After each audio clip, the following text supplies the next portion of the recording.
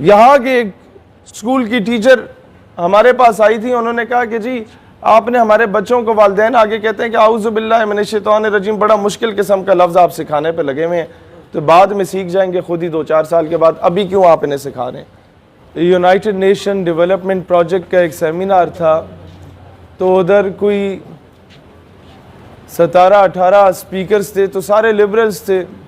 गलती से उन्होंने मुझे भी बुला लिया बतौर स्पीकर 2 साल पहले। तो आगे जो 350-400 स्टूडेंट रिप्रेजेंटेटिव्स मुख्तलिफ यूनिवर्सिटीज़ के टॉपर्स जो बुलाए थे, उनका ताल्लुक भी कौम लिबरल से ही था। तो हुआ कुछ यूं कि पहले तो मैं सोच रहा था कि घुमा फिरा के बात की जाए और किसी तरीके से हाजिरी लगवा के बंदा चला जाए, क्योंकि पब्लिक उस तरह की थी नहीं कि वो हमारी बात को इम्पोर्टेंस देती या सुनती। लेकिन मैंने कहा आज पल्स चेक करते हैं इस आवाम की कि ये किस तरीके के लोग होते हैं। मैंने वही बातें की जो मैं मस्जिद में करता हूँ या मदरसे में करता हूँ या अपनी तंजीम के दोस्तों के साथ करता हूँ। बिलीव यू मी, मुझे 10 गुना बेहतर रिस्पॉन्स वहाँ से मिला। और जब मैं वहाँ से जाने लगा तो वो मॉड स्कॉट्स खवातीन भी वो ऑटोग्राफ जब लेने आई, मैंने कहा बहन तुम्हारा तो हुलिया बता रहा है कि तुम्हारा नज़रिया उस लिबरल साहब जो मुझसे पहले ख़िताब कर रहे थे उनसे मिलता जुलता है, तो आप मुझसे ऑटोग्राफ क्यों ले रही हैं। तो उसने कहा भाईजान कसूर तो अड्डा है, तुसा कभी सानू अप्रोच किया है, आप तो हमें लिबरल कह के नज़रअंदाज कर देते। एक यूनिवर्सिटी जहाँ पर मुझे दाखिला भी नहीं मिला था, इतने मेरे मार्क्स नहीं थे, वहाँ हम लोग 2 मरतबा बतौर मेहमान ख़ुसूसी गए उसी डिग्री में। वहाँ पर 1000 एंड अबव मार्क्स लेने वालों को पूरे पाकिस्तान की क्रीम को इकट्ठा किया जाता है। वहाँ जब हम महफ़िल गुफ्तगू हुए तो पब्लिक से, उस अवाम से, उन नौजवानों से अल जिहाद की सदाएं बुलंद हुई। एक अजीब सी कपकपी तारी थी पूरी यूनिवर्सिटी की एडमिनिस्ट्रेशन पे कि ये होने क्या जा रहा है यहाँ पर।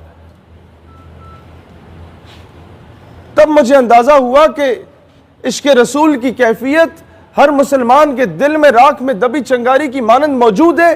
कसूर हमारा है कि हमने आज तक उसे हवा ही नहीं दी कि वो शोला बन के भड़क उठे। हम लोगों ने उन जगहों पे जाके उन्हें अप्रोच ही नहीं किया।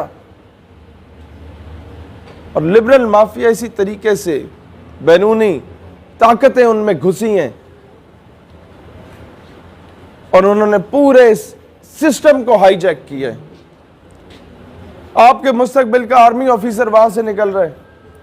जब मैं किसी कॉलेज के टॉपर्स की क्लास में जाके पूछता हूं कि जनाब आप में से कितनों को पता है कि फ़लस्तीन हमारा किबला अव्वल था, तो वो पूरे इलाके के टॉपर्स में से 50 में से 3 बच्चों में और दूसरी क्लास में 50 में से 5 बच्चियों में से यह जवाब आता है कि सर हमें पता है, बाकियों को इस बात का इल्म नहीं होता। और ये वो टॉपर्स हैं जो मुस्तकबिल में आपके आर्मी ऑफिसर होंगे, जो मुस्तकबिल में आपके असिस्टेंट कमिश्नर होंगे, जो मुस्तकबिल में आपके MNA होंगे, जो मुस्तकबिल में आपके मिनिस्टर होंगे, जो मुस्तकबिल में आपके साकिब निसार जैसे टाइप के जज होंगे। जब उन्हें उस बेसिक्स का ही नहीं पता, को फ़लस्तीन की बहन के सर से जब दुपट्टा खींचा जाएगा तो उसे तकलीफ तो नहीं होगी भाई, वो चाहे किसी मकाम या ओहदे पे पहुंच जाए, क्योंकि बाद में तो उसकी तबलीग करने वाला होगा क्यों नहीं, कोई भी नहीं होगा। वालिदैन बरीउ ज़िम्मा है, 8000 हम फीस देते हैं अपने बच्चे की, स्कूल जाने बच्चा जाने। टीचर अगर जरा सी दाएं बाएं बात बताए, ये OA लेवल्स के स्कूल्स के जो टीचर्स हमारे पास कोई नजरियाती लोग आते हैं, वो कहते हैं कि हम अपने बच्चों को जरा सा भी इस्लाम के बारे में बताएं ना तो बच्चा आगे से बोल पड़ता है सर आपको फिजिक्स पढ़ाने के पैसे दिए जा रहे हैं। वालिदैन आगे शिकायत देते हैं कि जनाब हमारा जो बच्चा है वो बड़ी मेंटल स्ट्रेस फील कर रहा है, आपने उसे मॉरल और एथिकल वैल्यूज क्यों पढ़ा दी हैं।